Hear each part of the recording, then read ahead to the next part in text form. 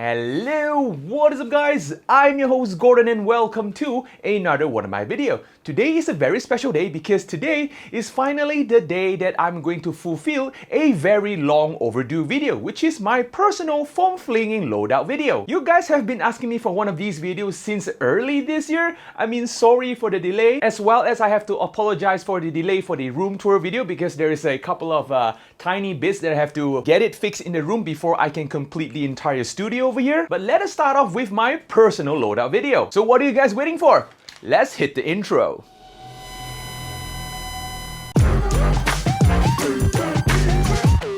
Okay, welcome back guys. So as you can see, this over here is the exact loadout, the exact outfit that I usually use in my normal foam flinging games. As usual, the first thing that you have to have is eye pro. Eye pro is definitely a must in any foam flinging game. What I'm rocking over here is a Dart Zone eye pro. Really love one of those because it's very comfortable to wear. We got one of my usual sport wears over here. I guess you guys might be thinking that I'll be running something like a tactical vest or like a plate carrier or something like that. But come on guys, this is just foam flinging. Why so serious? Like having to wear something so clunky and so thick, sometimes you don't even realize you got hit, which takes away a lot of fun. And I'm rocking a very flexible rubberized jeans over here. Yes, no joking, this is exactly what I wear, but don't underestimate the rubberized jeans over here. These jeans are actually pretty comfortable, very flexible, like you can do parkours and stuff without like splitting or breaking your pants. And of course, not to mention a pretty decent thickness, just in case if you're into jungle warfare. You know, it is very important to have decent protection from mosquitoes. And now let us move on with the most anticipated loadout. So what I'm rocking over here, probably you guys are not expecting this one. This over here is the JNV Valkyrie G01 over here. This is not the nylon edition, this is the ABS plastic edition. One of the main reasons why I often choose this blaster as my primary for most of my games, it is because most of my games involve a lot of CQBs, close quarter combat. So personally, I would prefer a blaster that is very balanced. You can do long range without the extra length, a short enough profile to squeeze in tight places, and of course,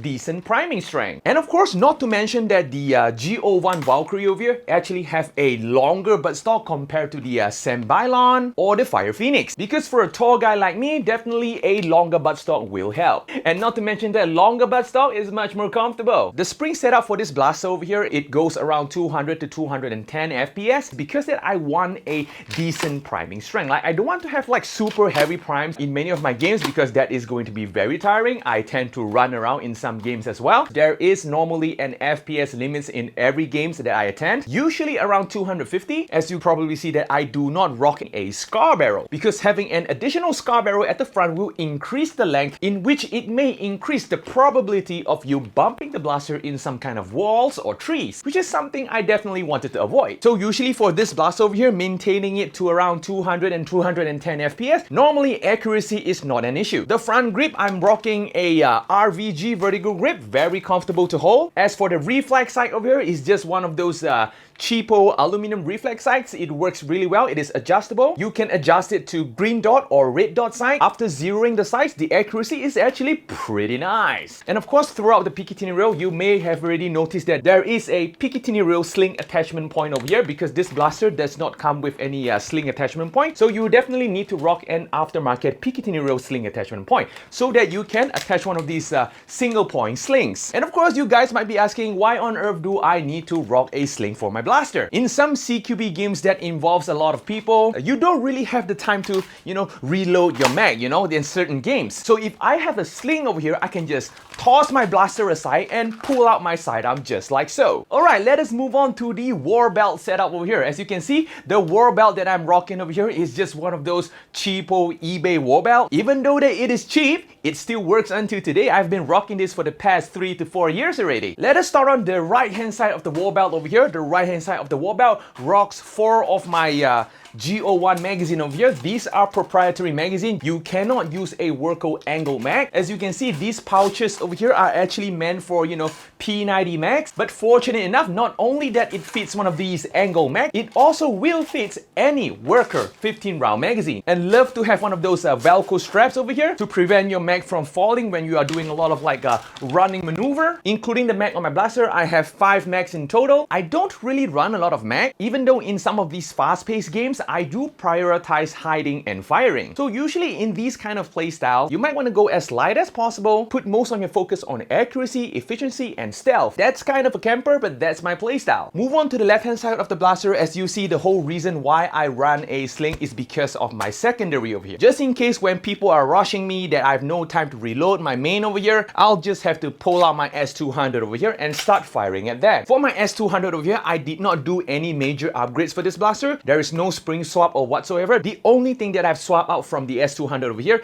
is the O-ring. I changed to one of those green thicker O-rings for better air seals. Generally, I would prefer something like a quick draw, quick prime, and quick firing. You see, having it too strong of a spring for your secondary, it will require you to put in more strength to prime the blaster, which is bad when people starts to rush you. You want to have like a non-stop quick prime with your secondary. And moving on, beside the S200, there is a drop pouch over here. It is very important to have a drop pouch. In my opinion, this is not those big drop pouch. This is just like a smaller version of one of those standard drop pouch. Like you see guys, it is all cool and stuff when you try to do like a gravity drop for your blaster over here, but I think it is a bad idea to gravity drop your mag on the floor. Like there is a chance that you will break the mag. Worst to worst, you might even lose your mag. So if I'm not in a rush, I will basically just put my mag on my drop pouch over here, or I would just drop my mag on my drop pouch just like so. Better safe than sorry guys. And last but not least, this is probably one of the most important thing in my loadout over here is of course having a jolt or a hidden jolt